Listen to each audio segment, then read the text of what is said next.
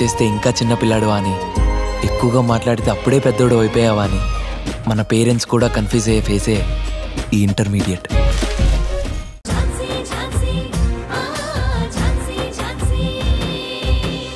అసలు ఆయన ఏమన్నారో తెలుసా? నువ్వు ఇప్పుడు పోలీసువే కాదు, ఏదైనా ఉంటే కోర్టులో తేల్చుకో, అంతేగాని నీ ఫ్రస్ట్రేషన్ మామూలు జనం మీద చూపించుకోని అన్నారు.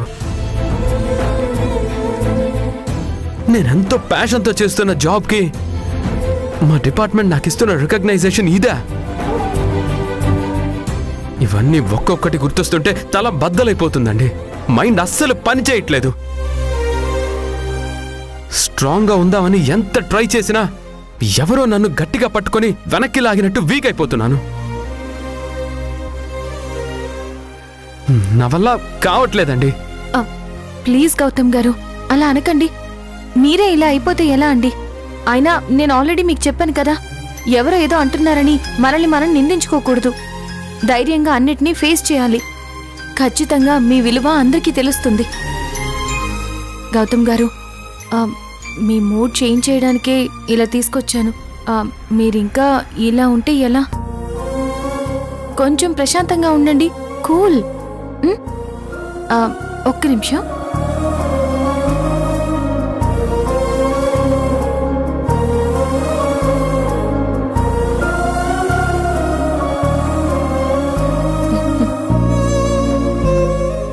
తినండి.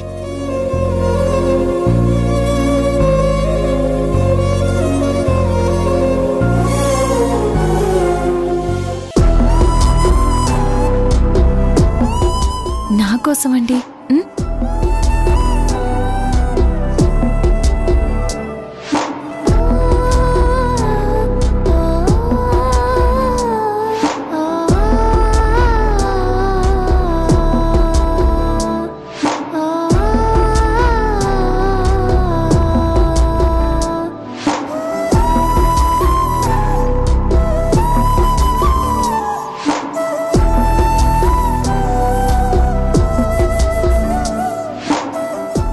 ఝాన్సీ గారు, మీరు తినండి.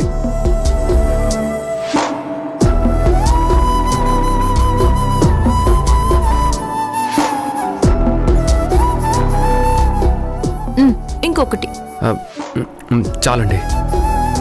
I you sure?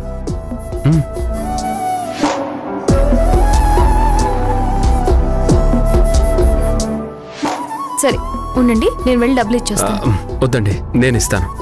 లేదండి, నేను తీసుకొచ్చాను కాబట్టి నేనే పే చేస్తాను. కాదు కుదరదు అంటే అంటే ఏం చేస్తారు? అలుగుతాను, బొంగమూతి పెట్టుకుంటాను, మీతో అస్సలు మాట్లాడను. ఏంటండి మీరు గొడవ చేస్తారనుకుంటే ఇలా కొత్తగా మాట్లాడుతున్నారు? సరే, మీ ఇష్టం.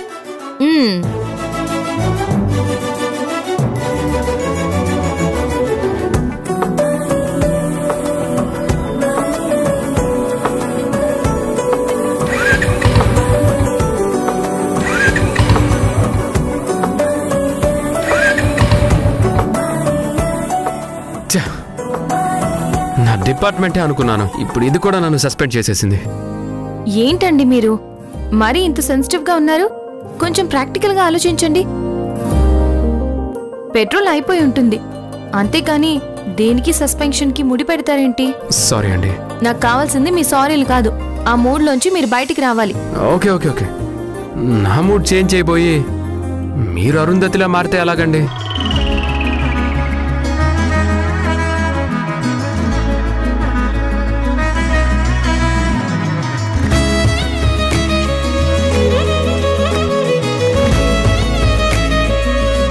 గౌతమ్ గారు, మీరు ఇలా నవ్వితే చాలా బాగుంటారు.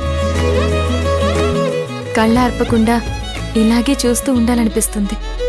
అబ్బా, అరే నిజమండి బాబు. ఊరుకోండి ఝాన్సీ గారు, ఇది మరీను. నా మూడ్ చేంజ్ చేయడానికి సరదాగా 4 మాటలు చెప్పొచ్చు, కానీ ఇలా అంటే మాత్రం అంత ఉత్తుత్తునే తెలిసిపోతుంది. ఈ అబ్బాయిలకి సూటిగా చెప్తే నమ్మరు, మళ్ళీ ఆడవాళ్ళ మాటలకు అర్థాలే వేరు అని ఏదేదో అంటూ ఉంటారు. సరే ఉండండి, పెట్రోల్ చెక్ చేస్తాను.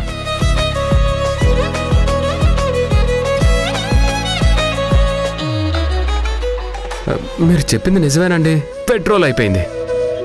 అయినా అంత కరెక్ట్గా ఎలా చెప్పారు? కామన్ సెన్స్ తో గెస్ చేశాను.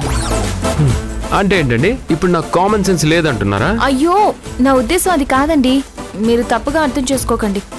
సరే, మీరు ఇక్కడే ఉండండి. ఈ పక్కనే పెట్రోల్ బంక్ ఉంది, నేను వెళ్ళి పెట్రోల్ తీసుకొస్తాను.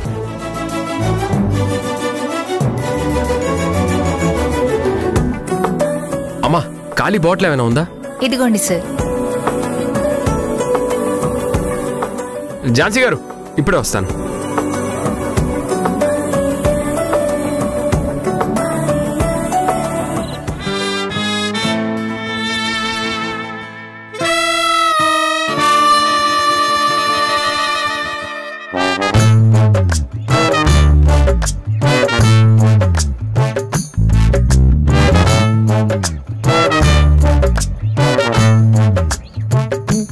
ఏమండి, మళ్ళీ మొదలు పెట్టారా?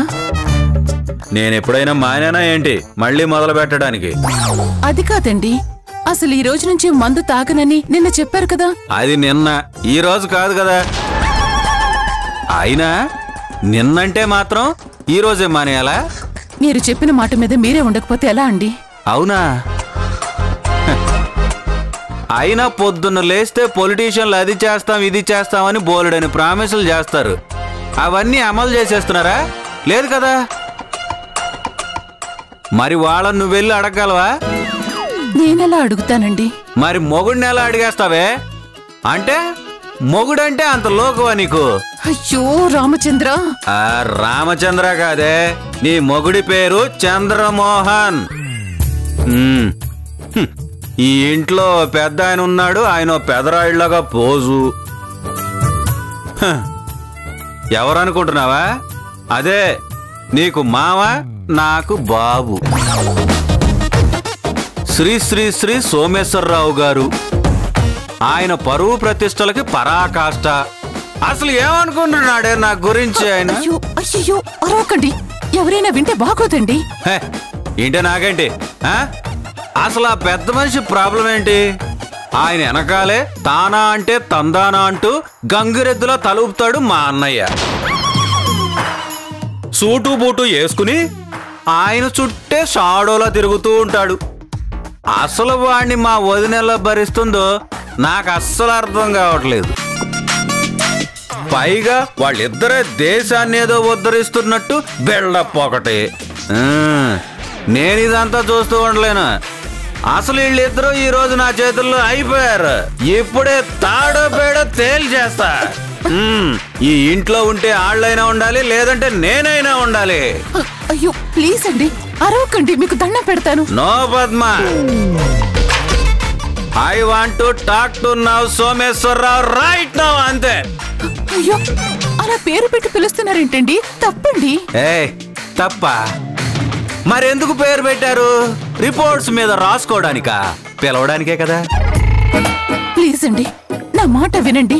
అసలు ఎందుకు ఇలా చేస్తున్నారు? అది కాదే, అసలు మా బాబు గారి ఉద్దేశం ఏంటా అని అంటున్నాను. అసలు ఇంట్లో గాని బయట గాని ఏం జరిగినా రై అని వచ్చేస్తారు. ఇలా ఉండాలి, అలా ఉండాలి. ఆడాళ్ళు వంటగదికే పరిమితం, మగాళ్ళు బయటికెళ్ళి పైసలు సంపాదించాలి అంటాడు. అసలు ఎవరి పనాళ్ళు చేసుకుంటూ పోతే మరి నేనేం చెయ్యాలి? అయ్యో అలా అంటారేంటండి? మీరే కదా బిజినెస్ చేయనని మొండికేస్తున్నారు. అబ్బో, బిజినెస్? నా ఇష్టాలేంటి, నా చదువేంటి, నా అర్హత ఏంటి, నా టాలెంట్ ఏంటో కనుక్కోవాల్సిన అవసరం మీ మామగారికి లేదా?